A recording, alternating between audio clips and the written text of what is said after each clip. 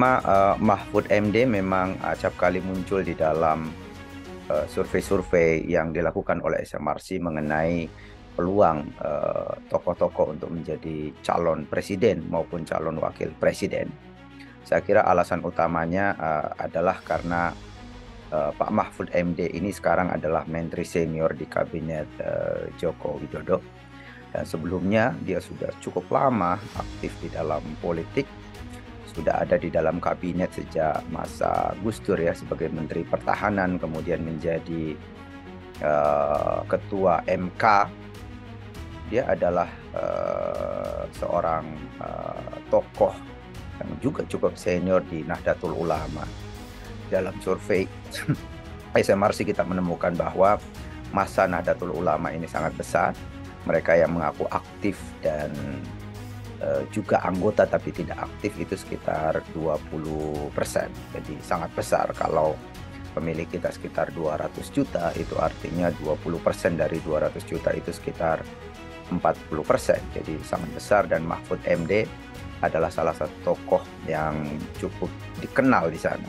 Di dalam survei SMRC kita juga menemukan kalau di antara tokoh-tokoh NU yang paling mendapatkan dukungan publik paling banyak, itu salah satunya adalah Mahfud MD ya, selain Khofifah Indar Parawansa dan Muhaimin Iskandar.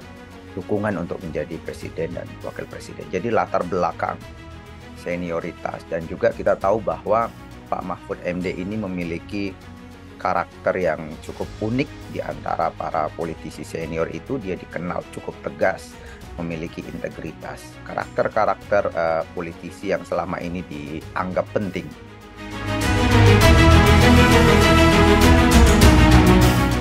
Saya kira untuk menjadi capres sejauh ini tidak cukup kompetitif jika dibanding dengan 3 nama yang selama ini disebut di dalam hasil penelitian lembaga survei, Ganjar Pranowo, Prabowo Subianto, dan Anies Baswedan.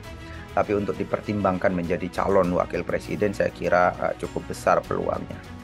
Yaitu tadi bahwa kalau kita mempertimbangkan aspek elektabilitas misalnya, posisi Pak Mahfud MD sebagai menteri senior, orang yang cukup senior di dalam politik, punya integritas begitu ya di mata publik.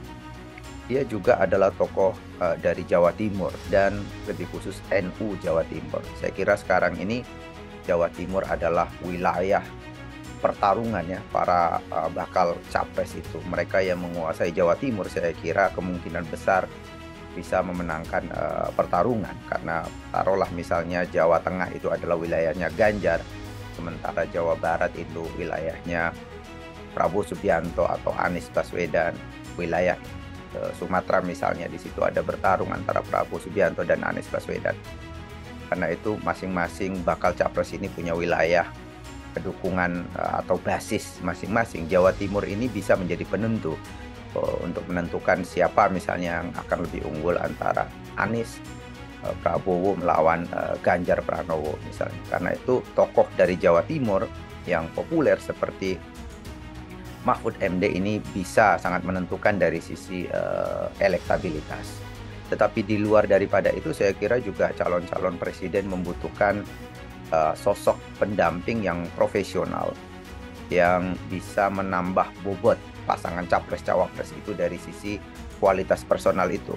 Pak Mahfud MD dikenal sebagai politisi atau tokoh nasional yang memiliki integritas, sangat berani dan cukup objektif ya ketika membahas berbagai macam persoalan.